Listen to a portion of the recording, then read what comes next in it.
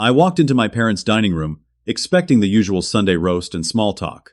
Instead, my father stood up from the table, pointed at the door, and told me to leave. His face was red, veins bulging in his neck. He said I was selfish, ungrateful, and that my sister Heather was 10 times the person I would ever be. The entire family sat frozen, forks suspended in midair. My mother looked away. Heather smirked behind her wine glass. I stood there in the doorway, my mind scrambling to understand what I had done wrong. The pot roast sat steaming on the table, the smell of rosemary and garlic filling the room. Everyone was staring at me like I had committed murder. "Dad, what are you talking about?" I managed to say. My father, Frank, slammed his palm on the table. The silverware jumped. "You know exactly what you did! Heather told us everything!" I looked at my sister. She was 29 years old, sitting there in a designer blouse I knew cost more than most people's monthly grocery budget. Her dark hair was styled perfectly, her makeup flawless. She dabbed at her eyes with a napkin, though I saw no actual tears. "Ignacio refused to help me with my rent this month," she said, her voice quivering. "He said terrible things to me, called me a burden, said I was pathetic." My jaw dropped. "That's not what happened at all. Don't you dare call your sister a liar." My mother, Carol, snapped. She had always been protective of Heather, but this was different. Her eyes were cold. "Let me back up. I am 32 years old. I work as a senior financial analyst at a corporate firm in Dallas, Texas. I have worked my way up from an entry-level position over 8 years. I make a decent living, enough to afford a modest apartment and save for my future. For the past 3 years, I have been paying my sister's rent, $1,500 a month, every single month, without fail." Heather moved to Dallas 3 years ago to pursue what she calls her art career. She paints, sometimes, mostly abstract pieces that she sells at local coffee shops and craft fairs. She has never held down a steady job for more than a few months. Our parents supported her decision, said she was following her passion, that not everyone is meant for the corporate world. I agreed to help her when she first moved. Just until she got on her feet, she said. That was 3 years ago. 36 months of $1,500 payments. I did the math constantly. $54,000. $54,000 of my money, keeping my sister in an expensive loft in downtown Dallas, while I lived in a basic one-bedroom apartment on the north side. 2 weeks ago, I told Heather I could not keep paying. My girlfriend Amanda and I were getting serious. We wanted to buy a house together. We needed to save for a down payment. I explained all of this to Heather over coffee at her favorite cafe. She begged me to reconsider, said she was so close to getting her big break. A gallery was interested in her work. She just needed a few more months. I held firm. I said no. I said it was time for her to figure things out on her own, maybe get a part-time job to supplement her income. She left the cafe crying. Now, standing in my parents' dining room, I tried to explain all of this. I have been paying Heather's rent for 3 years, I said, keeping my voice calm. 3 full years. That's over $50,000. The room went silent. My younger brother Tyler, 25 years old and in graduate school, shifted uncomfortably in his seat. He studied his plate. Heather's crying intensified. He is exaggerating, and I paid him back most of it. That was a blatant lie. She had not paid me back a single cent, not $1. Heather, you have not paid me back anything, I said. Why would you embarrass your sister like this? My mother demanded. In front of the whole family? What is wrong with you? I looked around the table. My Aunt Linda, my mother's sister, shook her head at me in disgust. My cousin Rachel would not meet my eyes. I am not trying to embarrass anyone, I said. I am just telling the truth. I cannot afford to keep paying her rent. I have my own life to live. Family helps family, my father roared. That's what we do. Your sister needs you, and you are turning your back on her. Something snapped inside me. I had worked so hard. 80-hour weeks sometimes. Climbing the corporate ladder, saving every penny I could. And for what? To be treated like the villain for finally setting a boundary? I laughed. It came out bitter and sharp. Nice. Then I will not pay for her rent anymore. Good luck with that. My father stood up so fast his chair fell backward. He got in my face, close enough that I could smell the whiskey on his breath. "Get out of this house. Do not come back until you apologize to your sister." I looked at my mother. She would not look at me. I looked at Tyler. He mouthed sorry but said nothing out loud. I left. I walked out of that house, got in my car, and drove home in a state of rage and disbelief. My hands shook on the steering wheel. I kept replaying the scene in my head. How had I become the bad guy? How was I the selfish one? When I got home, I called Amanda. She listened to everything, her voice soft and supportive. "They will come around," she said. "Once they calm down and think about it rationally, they will realize you are right." I wanted to believe her. That night, I got a text from Tyler. "Dude, I believe you. But you should not have said that in front of everyone." I did not respond. I turned off my phone and tried to sleep. I could not. I kept thinking about the look on my father's face, the disappointment, the anger, like I was a stranger to him. I thought standing my ground would make them see reason. I thought they would realize how much I had sacrificed. I was wrong. So terribly wrong. 3 days passed. No one from my family contacted me except Tyler, who sent occasional texts checking in. The silence was deafening. I threw myself into work, but my mind kept drifting back to Sunday dinner. I could not focus. Numbers blurred on my screen. On Wednesday evening, my phone rang. It was my Aunt Linda. I almost did not answer, but curiosity got the better of me. "Hello," I said. "You are a monster," she screamed into the phone. "An absolute monster." I pulled the phone away from my ear. "Aunt Linda, what are you talking about?" Heather showed me the text messages. "The horrible things you said to her. Calling her worthless. Calling her a leech." My blood ran cold. I never sent her anything like that.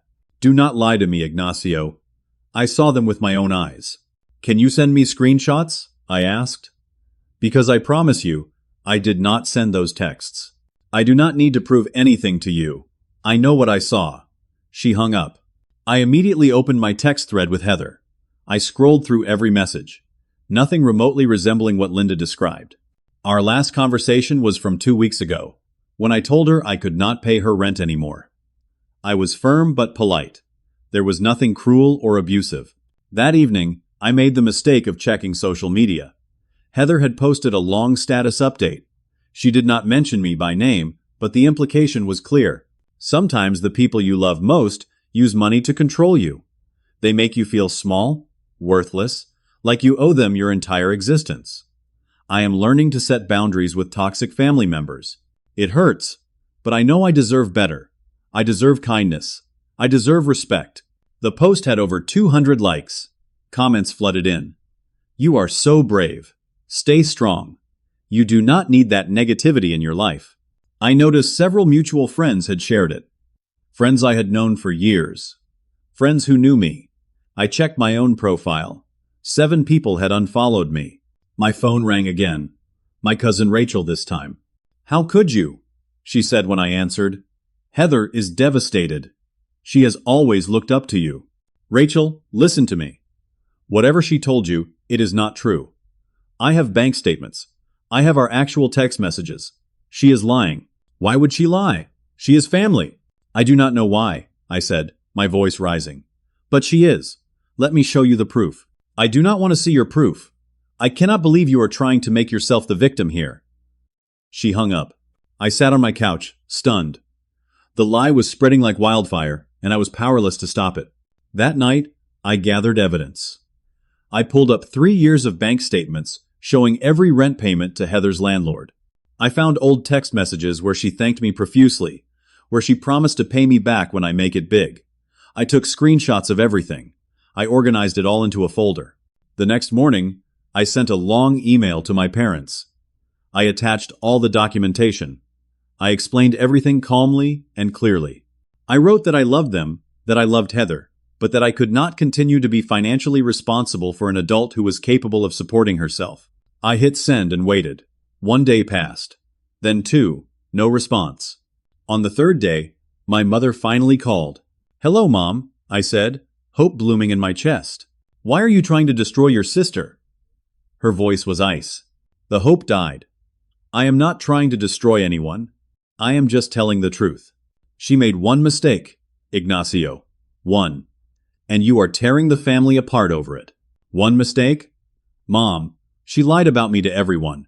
She fabricated text messages. She is under a lot of stress. You cutting her off financially was devastating. People do things they regret when they are desperate. I could not believe what I was hearing. So you are saying it is my fault she lied? I am saying you could have handled this better. You could have been more compassionate. I have been compassionate for 3 years. My voice cracked. I have given her $54,000. And we appreciate that. But your sister needs more time. Just until she gets on her feet. How much more time? Another 3 years? Another $50,000? My mother sighed. You need to apologize to her. You need to work this out. I expect you to resume paying her rent until she can get stable. Then, when things calm down, we can all move forward. I was speechless. Actually speechless. And Ignacio, my mother continued, do not bother coming to Thanksgiving or Christmas. Not until you make this right. She hung up. I stared at my phone. My own mother had just uninvited me from family holidays.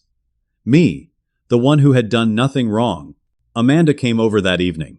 She held me while I cried. I am not ashamed to admit it. I cried. Grown man, 32 years old, sobbing in my girlfriend's arms. Your family is toxic, Amanda said. You deserve so much better than this. I knew she was right. But knowing something intellectually and accepting it emotionally are two very different things. These were my parents, my sister, my family. How had it come to this? 2 days later, my phone rang from an unknown number. I answered cautiously. Is this Ignacio? A gruff voice asked. Yes. Who is this? This is Gary Stevens. I am Heather's landlord. She gave me your number as her emergency contact and financial guarantor. Her rent is 2 months overdue.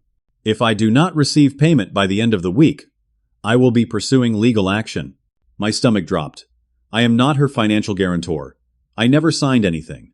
She told me you are her brother and that you have been paying her rent for years. She assured me you would cover this. Well, she lied to you. I am not legally responsible for her rent. Then I will be filing for eviction, and I will be adding you to the lawsuit for fraud. He hung up. I immediately called a lawyer. His name was Douglas Graham, a family friend who specialized in contract law. I explained the situation. If you never signed as a guarantor, you have no legal obligation, Douglas said. Let me contact her landlord and clear this up. I felt a tiny bit of relief. At least legally. I was protected. But the damage to my family relationships seemed irreparable. That night, I lay in bed, unable to sleep. I thought about Heather as a kid. She was always the baby of the family. The princess who could do no wrong.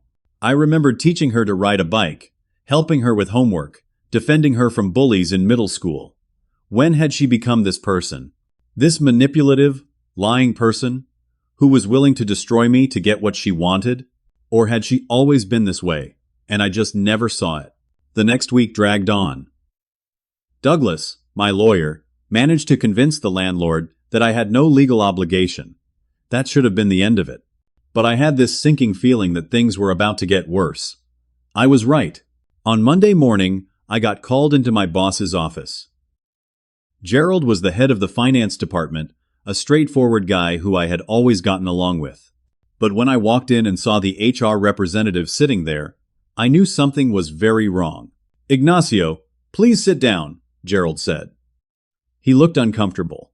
Patricia from HR was a woman in her mid-40s with sharp eyes and a no-nonsense demeanor. She held a folder in her hands. We have received a formal complaint against you, Patricia said, opening the folder. The complaint alleges financial harassment and coercion of a family member. My mouth went dry. What? Your sister Heather filed a report with our HR department. She claims that you have been financially manipulating her, forcing her to accept money, and then using it to control her behavior. She states that this has caused her significant psychological trauma. I could not breathe. That is completely false. I voluntarily paid her rent. She never paid me back. When I stopped, she lied to my family about me. Now she is lying to my employer? Gerald shifted in his seat. Ignacio, I know this is difficult. Our company takes all harassment claims seriously, Patricia continued. Per our policy, we are required to conduct a thorough investigation. During this time, you will be placed on paid administrative leave. You are suspending me? I said, my voice rising. For something my sister made up? It is not a suspension. It is administrative leave. You will continue to receive your salary, but you cannot be on company premises or interact with colleagues until the investigation is complete. This is insane. I have proof that she is lying. Bank statements, text messages, everything. You will have the opportunity to present evidence during the investigation. But for now, we need you to gather your personal belongings and leave the office. I looked at Gerald. He would not meet my eyes. I packed my things in a daze. Coworkers stared as I walked through the office carrying a cardboard box. I could see them whispering. By tomorrow, everyone would know. The rumors would spread. That analyst who harassed his sister. I heard he was stalking her. I heard he is unstable. When I got home, I called Amanda. She did not answer. I tried again. No answer. Finally, she texted, "At work. Call you later." Something felt off. Amanda always answered when I called. Always. I called Douglas, my lawyer. Explained the HR situation. "This is trickier," he said. "Employers are extremely risk-averse when it comes to harassment claims. Even if they clear you, the damage to your professional reputation could be significant. Other firms will hear about this. So what do I do? Cooperate fully with the investigation. Provide all your evidence. And pray they see through her lies." That night, I could not eat. I could not sleep. I just sat on my couch, staring at the wall. My phone buzzed. "Tyler, we need to talk." I called him immediately. "What is going on?" "Ignacio, I feel horrible. I should have said something sooner." Tyler's voice was thick with guilt. "Heather planned all of this." "What do you mean?" "She told me last week that she had to protect herself from your retaliation." Those were her exact words. She said, if she did not go on the offensive, you would destroy her reputation. Retaliation? I just stopped paying her rent. I know, but she sees it differently.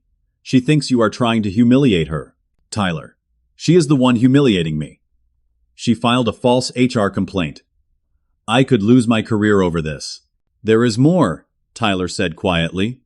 Heather has been living with her boyfriend for 6 months. I sat up straight. What boyfriend? His name is Marcus. He works in tech. Makes good money. 6 figures. They have been together for almost a year. My mind reeled. So she does not even need my money? No. She has not needed it for a long time. Marcus has been helping her with expenses. She just kept taking your money because it was extra income. Fun money. I felt sick. Physically sick. I ran to the bathroom and threw up. When I came back, Tyler was still on the line. Why are you telling me this now? I asked. Because I cannot keep lying. Dad threatened to cut off my tuition money if I sided with you. He is helping me pay for grad school. I was scared. But this has gone too far. Will you tell Mom and Dad the truth? Tyler was silent for a long moment. I tried. Dad said if I kept defending you, I was out of the family too. Ignacio, I am sorry. I cannot risk my education. I have 1 more year until I get my degree. So you will just let me burn? I will testify if it comes to that. If you take legal action. But I cannot be the one to confront them. I am sorry. He hung up. I sat in the darkness of my apartment, utterly alone. My family had chosen Heather. My brother was too afraid to help me. My girlfriend was not answering my calls. My career was in jeopardy. Everything I had built was crumbling. And Heather did not even need the money. She never had. She just wanted it. Wanted to keep taking from me because she could. Because I was the responsible one, the reliable one, the one who always helped. I had enabled her. I saw that now. By paying her rent for 3 years without question, I had taught her that she could use me, that there were no consequences for taking advantage of my generosity. The worst part was not the money. $54,000 hurt, but I could recover financially. The worst part was the betrayal, the lying, the systematic destruction of my reputation and relationships. She was not just taking my money anymore. She was taking everything. 2 weeks into administrative leave, I was drowning. Patricia from HR kept requesting more documentation. I provided everything she asked for. Bank statements dating back 3 years. Every text message exchange with Heather. Emails. Transaction receipts. I had a paper trail that clearly showed I had been voluntarily helping my sister, not controlling or harassing her. But Heather had her own evidence. She had provided written statements from family members. My father wrote that I had always been aggressive and controlling. My mother claimed I had anger issues since childhood. Even Aunt Linda submitted a statement saying I had a pattern of manipulative behavior. None of it was true, but it looked convincing on paper. Gerald, my former boss, called me one afternoon. Ignacio, this is not an official call. I am reaching out as someone who has worked with you for 8 years. Okay, I said cautiously. I believe you. For what it is worth, I think your sister is lying. But the company is in a difficult position. The legal team is advising termination to avoid potential liability. They are worried your sister might sue. My heart sank. So, I am going to lose my job? It is not finalized yet. But I wanted you to be prepared. I am sorry. A few days later, I got a call from a former colleague at a different firm. Brian and I had worked together years ago. He called to see how I was doing. I heard some rumors, he said carefully. About a harassment investigation? It is not true, Brian. My sister filed a false complaint. There was a pause. Listen, man, I believe you. But the word is getting around. I just thought you should know.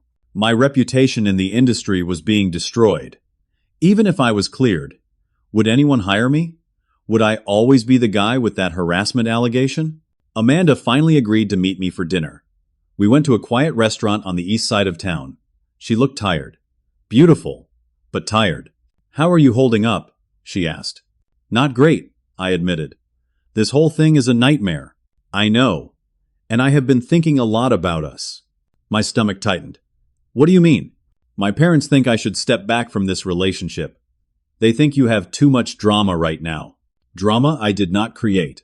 I know that. But Ignacio, this is affecting me too. People are asking me questions. Some of my coworkers know we are together. They have heard things. So what are you saying? Amanda looked down at her plate. Maybe we should take a break. Just until this all blows over. A break? I could not believe this. Amanda, I need you right now. I need someone in my corner. And I am in your corner. But I also have to think about my own life. My own career. I am a teacher. If parents start hearing rumors that my boyfriend is some kind of predator, I am not a predator. I helped my sister, and she is lying about me. I know. But perception matters. And right now, the perception is bad. We argued for another 20 minutes. It went nowhere. By the end of the night, Amanda said she needed space. She was going to stay with her parents for a while. We were not officially broken up, but we were not together either. I drove home alone. Again. The next day, my car broke down. The transmission failed. The mechanic said it would cost $3,000 to fix.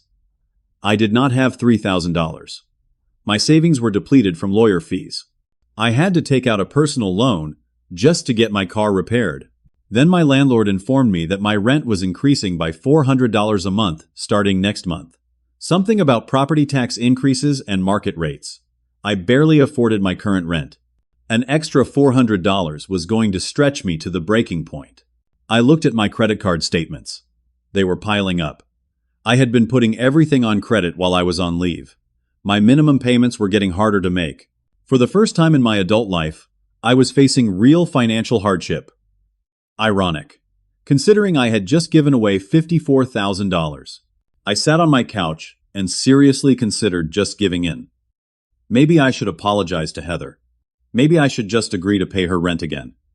Maybe that would make all of this go away. The HR investigation would disappear. My family would take me back. Amanda would come home. I reached for my phone to call Heather. Then I stopped. Douglas, my lawyer, had warned me that admitting fault now could be used against me in the investigation. If I apologized and started paying her rent again, it would look like I was guilty, like I had been doing something wrong. I was trapped. Trapped by my own sister. Tyler called that evening with more bad news. Heather filed a police report. What? She is claiming you stalked her. Says you drove by her apartment multiple times. She has a friend who is willing to testify as a witness. Tyler, I have not been anywhere near her apartment. I know, but the report is filed. The police have not charged you with anything, but it is on record now. This was strategic. Heather was building a case. Not just with my family, not just with my employer, but with law enforcement. She was covering all her bases, making sure that no matter where I turned, there was evidence against me. She was smarter than I had given her credit for, more calculating. I had always seen her as the flaky younger sister who could not get her life together. But this level of manipulation required planning, forethought. She knew exactly what she was doing. That night, Amanda texted me. I think we should make the break official. I am sorry. I cannot do this anymore. Just like that.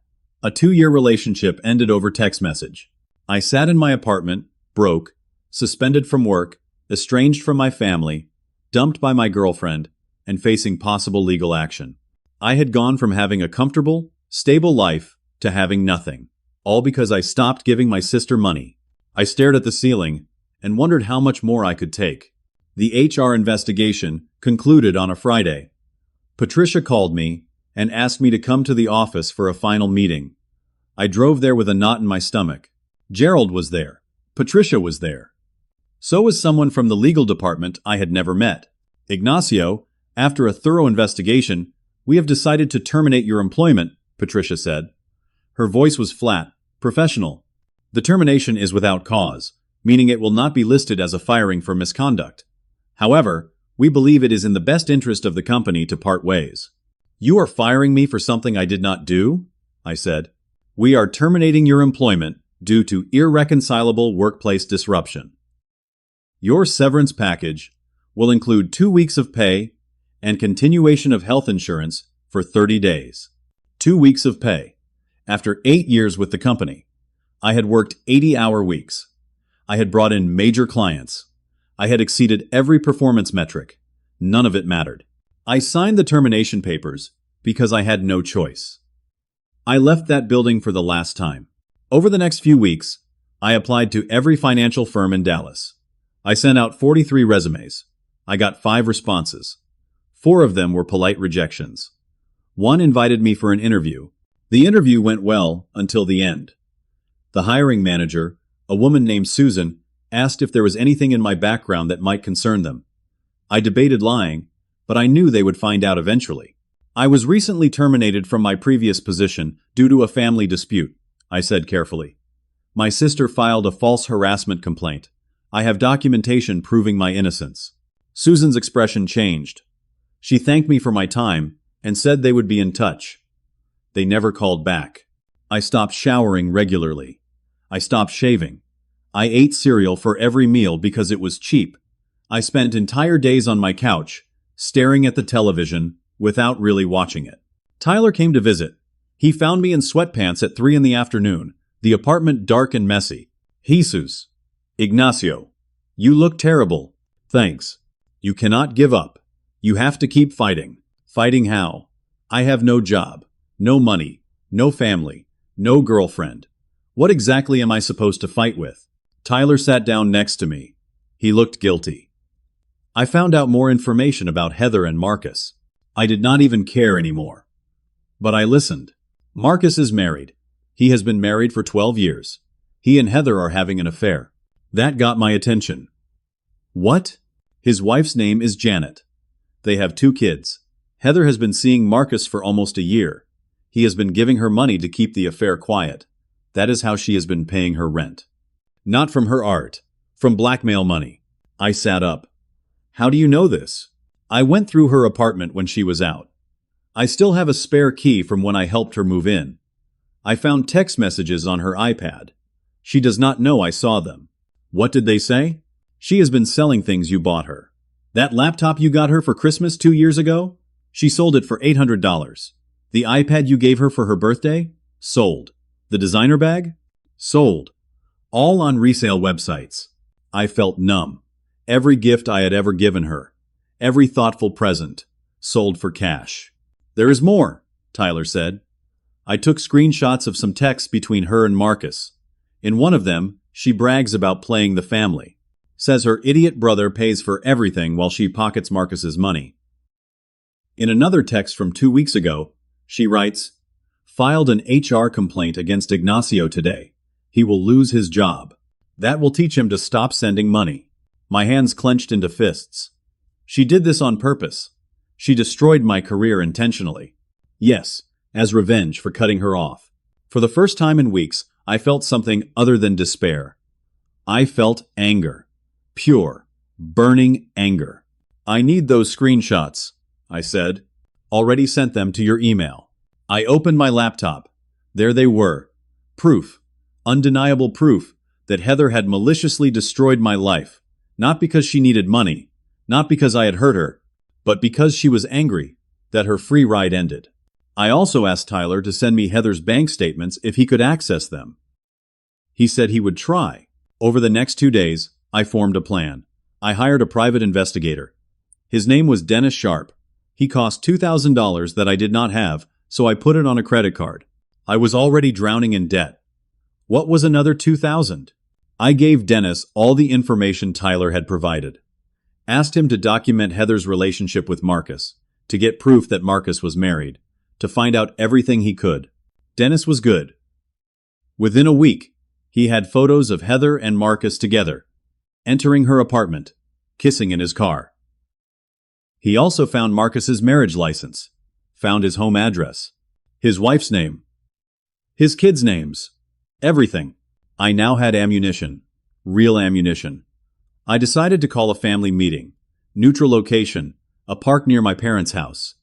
I told them I wanted to make peace, that I was ready to apologize. My father was skeptical but agreed. My mother seemed relieved. Heather agreed to come, probably confident that she had won. Tyler said he would be there, but would stay quiet, unless absolutely necessary. The meeting was set for Saturday afternoon. I spent Friday night organizing all my evidence, photos, bank statements, text message screenshots. I put everything in a binder, organized by category. I practiced what I would say. I would lay it all out. Show them who Heather really was. Show them the lies, the manipulation, the affair, the resold gifts, everything. They would have to believe me. They would have to see the truth. Saturday came. I drove to the park. My hands were shaking. This was my last chance. If this did not work, I was done. I had nothing left. Everyone was already there when I arrived, sitting at a picnic table under a large oak tree. Frank, Carol, Heather, and Tyler. "Thank you all for coming," I said. "Let us get this over with," Frank said. "You said you wanted to apologize. Actually, I need to show you all something first." I placed the binder on the table, opened it to the first section. These are photos of Heather with a man named Marcus. As you can see, they are in a romantic relationship. Heather's face went pale. "So what?" Carol said. "She has a boyfriend. Why does that matter?" "Because Marcus is married." I flipped to the next page. Here is his marriage license. He has been married to a woman named Janet for 12 years. They have 2 children. Frank looked at the documents, then at Heather. "Is this true?" Heather's eyes filled with tears. "It is not what it looks like. It looks like you are having an affair with a married man," I said. I flipped to the next section. "Here are text messages where you brag about manipulating our family, where you admit to filing a false HR complaint against me to ruin my career, where you call me your idiot brother." I read some of the messages out loud. The table was silent. Carol looked at the screenshots. "These could be fake." "They are not fake, Mom," Tyler said quietly. "I saw them on her iPad myself." "You were in my apartment?" Heather shrieked. "You went through my things?" "Because Ignacio asked me to." "Because I knew you were lying." I flipped to the final section. And here are listings from resale websites where Heather sold every gift I ever gave her. The laptop, the iPad, the designer bag, all sold for cash. Frank was staring at Heather. "Tell me this is not true." Heather was crying now. Real tears this time. "I can explain." "Then explain," I said. "Explain why you lied. Explain why you destroyed my life. Explain why you filed a false complaint that got me fired." But before Heather could say anything, she stood up and tried to leave. Sit down, Frank said. His voice was hard. Heather Saturday. She was trapped, all her lies exposed. I felt a surge of vindication, but then she started talking, and I realized I had made a terrible mistake. Yes, I am seeing Marcus, she said. And yes, he is married.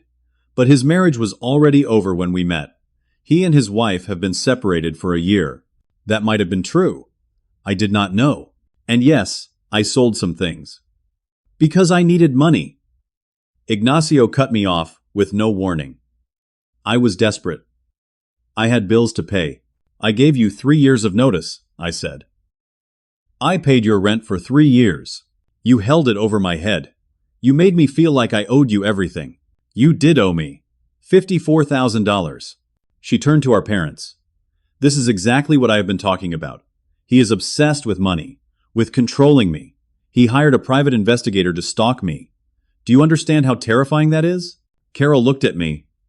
You hired someone to follow your sister? To document the truth. That is stalking, Ignacio, Carol said. That is disturbing behavior. I could not believe this. Even with all the evidence laid out, Heather was turning it around, playing the victim. And my parents were believing her. The text messages, Frank said, looking at them again. These messages where you talk about manipulating us. Explain that. They are out of context, Heather said. I was venting to a friend. I was upset. People say things they do not mean when they are angry. You said you filed the HR complaint to ruin my career. I said, that is not out of context. I filed the complaint because I felt harassed. You were texting me constantly, demanding I pay you back, threatening to tell the family lies about me. I never threatened you. I never demanded anything, but it did not matter. Heather was crying. She was the victim in their eyes. I was the aggressor, the stalker, the one who hired a private investigator. Tyler tried to speak up. She is lying. I saw the truth. You broke into her apartment, Carol said. You violated her privacy. The meeting fell apart. Frank said I needed help, professional help. Carol said I was obsessed and dangerous. Heather said she was filing for a restraining order. They all left. I sat at the picnic table alone, my binder of evidence worthless. I had played my last card, and I had lost. That night, I got a phone call from an unknown number. I answered. Is this Ignacio? A woman's voice. Yes. This is Janet, Marcus's wife. Someone sent me photos of my husband with your sister. Was it you? My blood ran cold. No, I did not send you anything. Well, someone did. And I am going to destroy both of you.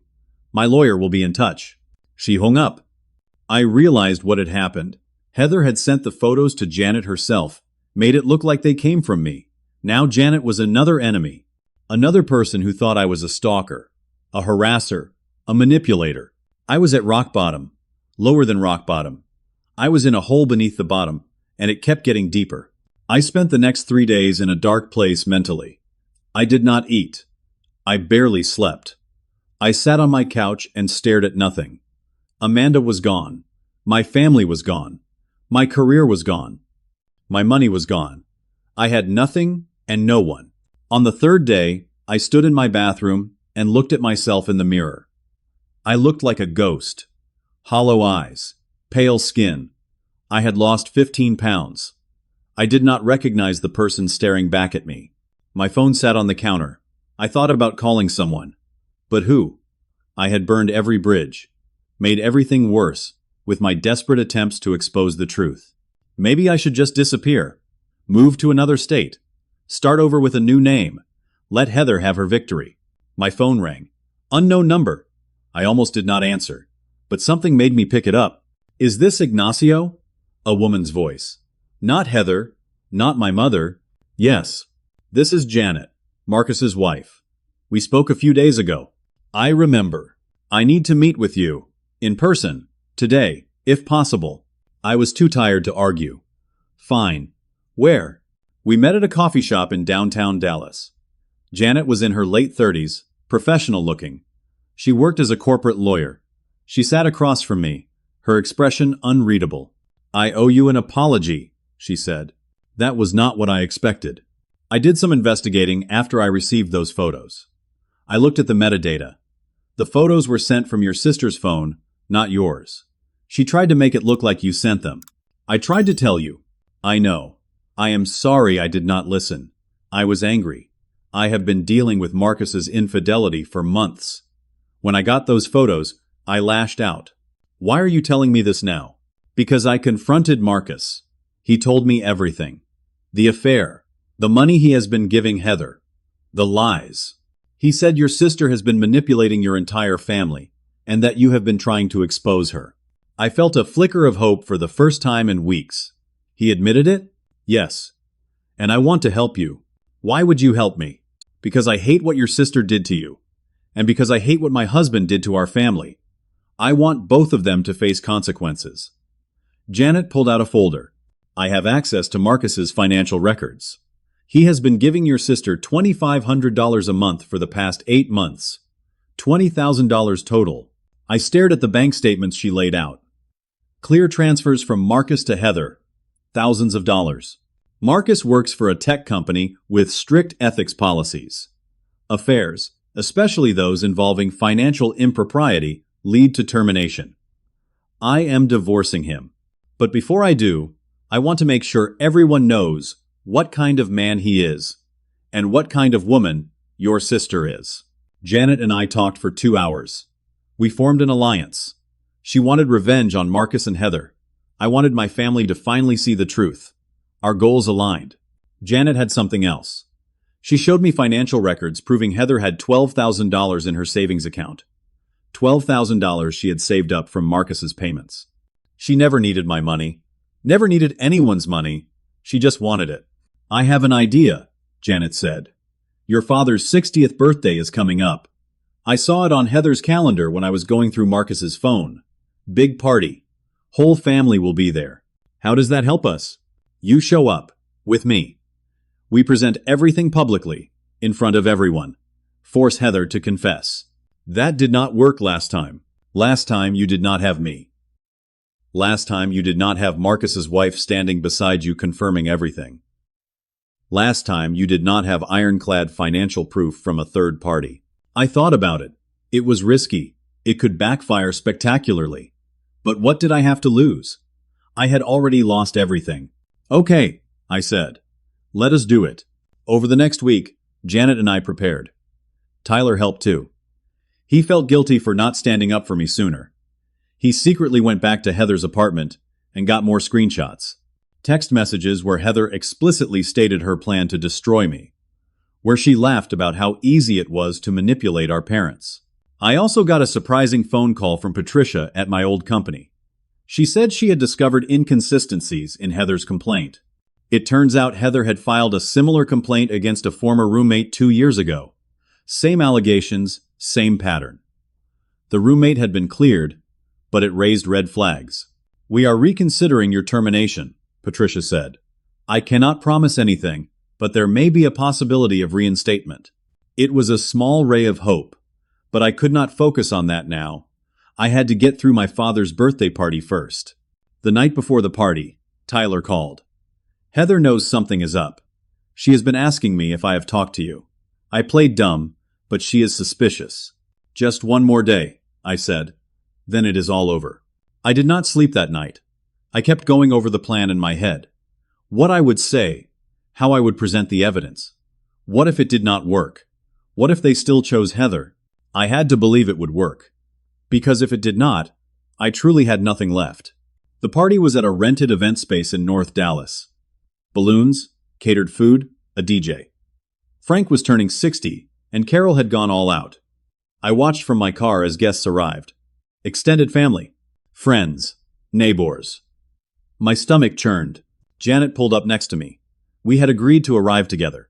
Ready? She asked. No. But let us do it anyway. We walked in together. The room went silent. Every head turned. My father stood near the buffet table, his mouth open. My mother dropped her plate.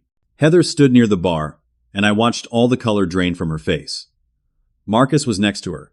He looked like he wanted to run. What is she doing here? Frank said, pointing at Janet. Everyone needs to hear what I have to say, Janet said loudly. She had a commanding presence. Years of courtroom experience, I guessed. People gathered around. This was not how I wanted to do this. But we were committed now. My name is Janet. I am Marcus's wife. She pointed at Marcus. Gasps rippled through the crowd. That man over there. The one standing next to Heather. My husband of 12 years. The father of my 2 children. Marcus tried to leave, but Tyler blocked the door. Janet continued. Marcus and Heather have been having an affair for almost a year. During that time, my husband has given her $20,000. She held up bank statements. Here is the proof. Transfers from our joint account to her personal account. $2,500 a month. I stepped forward. And here are text messages from Heather's own phone. Messages where she admits to filing a false HR complaint against me. Where she brags about manipulating our family. Where she calls me her idiot brother and laughs about taking my money. I started reading the messages out loud. The room was dead silent, except for my voice. Carol was staring at Heather. Frank's face was red, but not with anger at me. With shock. Aunt Linda spoke up. I saw those text messages Heather showed me. The ones where Ignacio supposedly called her worthless. She fabricated those, I said. She never showed you my actual phone. She showed you screenshots she created herself. Linda looked at Heather. Is that true? Heather was crying, but she was not giving up. She turned to the crowd. These messages are out of context. Janet is a scorned wife trying to destroy me. Ignacio is obsessed with me. This is a conspiracy. But Tyler stood up. He had been silent until now. No, it is not. I have seen everything. I have been to her apartment. I have seen her bank account. She has $12,000 in savings. She never needed Ignacio's money. She was using him. You went through my things! Heather shouted at Tyler. Because you were lying to everyone. You threatened to cut me off from the family if I told the truth. You manipulated me too. One by one, people started speaking up. Rachel, my cousin, admitted that she never actually saw proof of my harassment. She just believed Heather. Aunt Linda admitted the same. People started realizing they had been manipulated. Frank looked at Heather. Tell me the truth. Right now. Heather tried to maintain her composure. Marcus and I are in love. His marriage was already over. The money was gifts, not payments. His marriage was not over, Janet said coldly. We were living together, sharing a bed, raising our children, until I found out about you 3 days ago. Heather tried a different approach. Even if the affair is true, that does not mean I lied about Ignacio.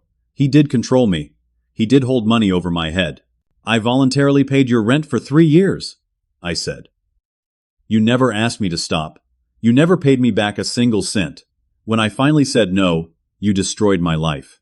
You humiliated me in front of the family. You humiliated yourself. Frank held up his hand. Everyone stop.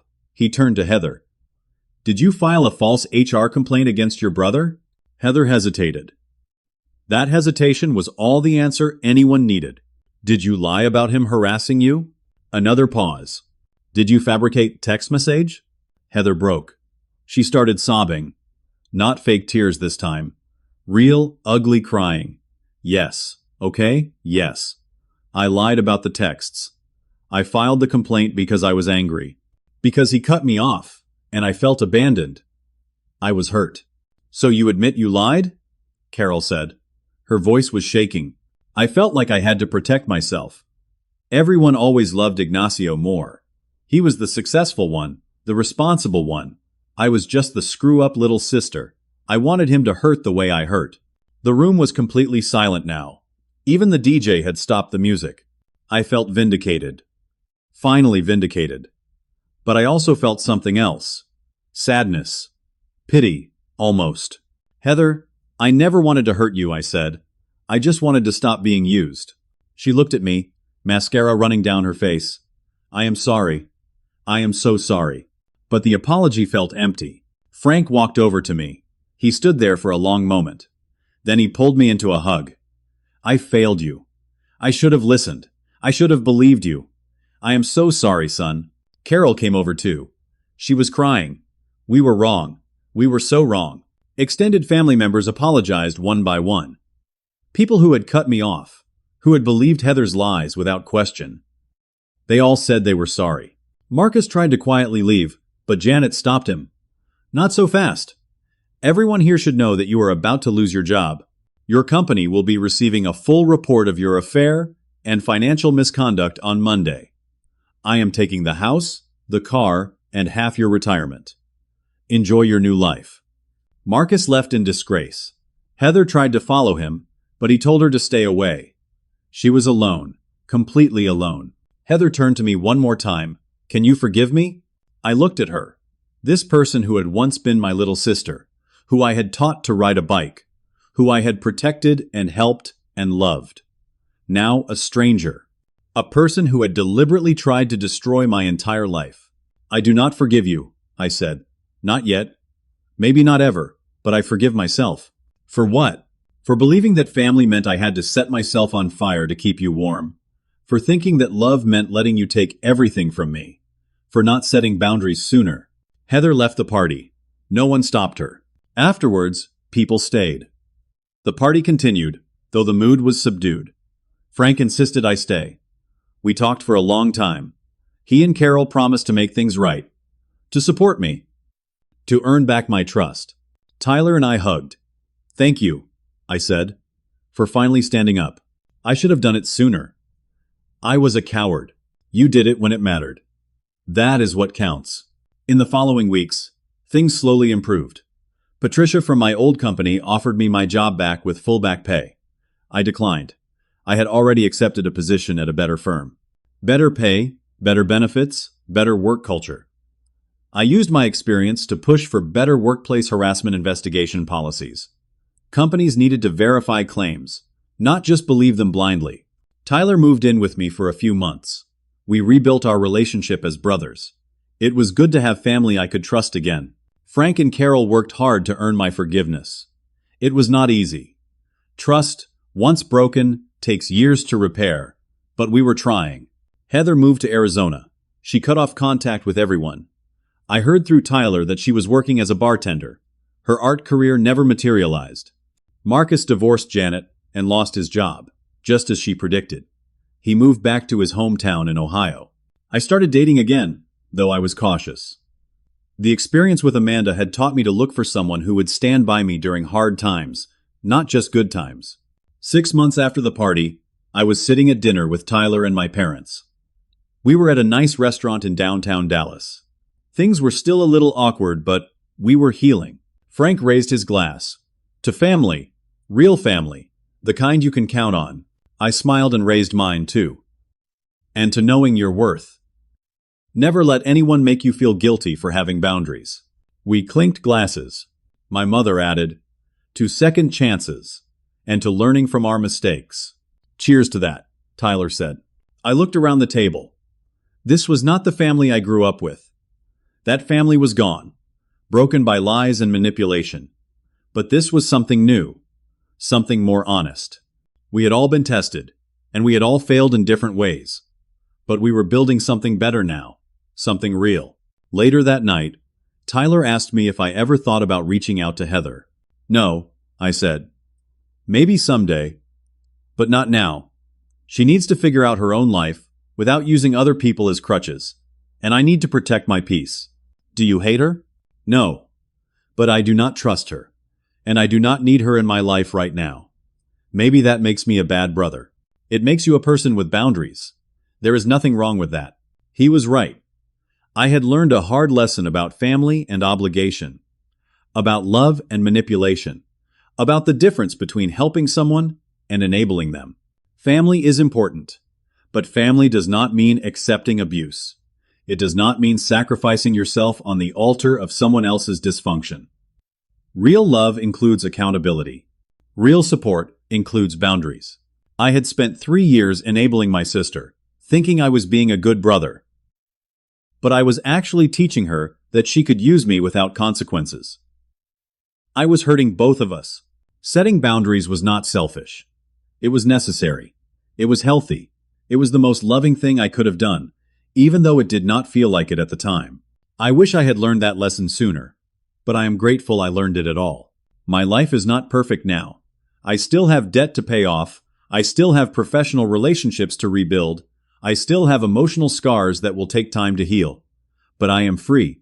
Free from the weight of someone else's expectations. free from the obligation to set myself on fire to keep someone else warm. And that freedom is worth everything I lost along the way. So if you are in a situation where someone is using you, manipulating you, taking advantage of your kindness, remember this. You are not responsible for fixing other people. You are not selfish for having boundaries. You are not a bad person for saying no. Sometimes the most loving thing you can do is walk away. Sometimes the only way to help someone is to stop helping them. And sometimes the family you choose is more important than the family you were born into.